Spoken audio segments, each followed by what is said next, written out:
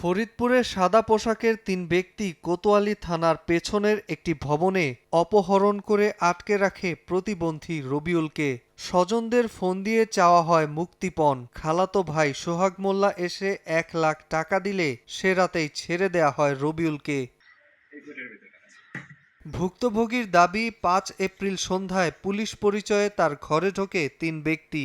তল্লাশির নামে করে ভাঙচুর, চালায় নির্যাতনও। মামলার ভয় দেখিয়ে লুট করে ছেলেকে বিদেশ পাঠানোর জন্য জমি বিক্রির টাকা। পরে মাদক ব্যবসায়ী অভিযোগে থানায় নিয়ে যাওয়ার নাম করে নিয়ে যাওয়া হয় বদ্ধ এক ভবনে। একজন হাতে হ্যান্ডকাপ, পরিচয় দিল আমি দারোগা। আমার বলতেছে দোকান থেকে এক পাও নড়বি না। পুরো আমার নিয়ে গেল হ্যান্ডকাপে মেরে।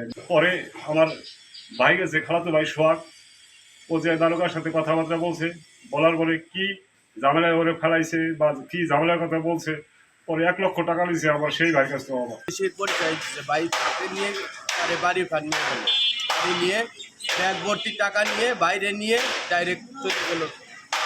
ব্যাগ ভর্তি টাকাও না, সব টাকা নিয়ে আমাকে সামনের জন্য নিয়ে গেছে কোনো অপরাধ ছাড়াই।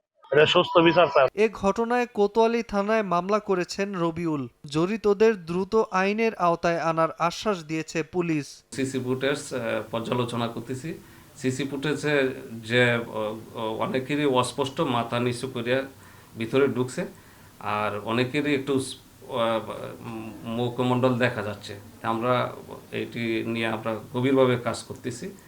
আমার মনে হয় অতি সত্বরই তাদেরকে আমরা আইডেন্টিফাই করতে পারবো। ফরিদপুর পৌরসভার কানাই মাতব্বরের মোড়ে চা বিক্রি করে জীবিকা নির্বাহ করেন প্রতিবন্ধী রবিউল ইসলাম।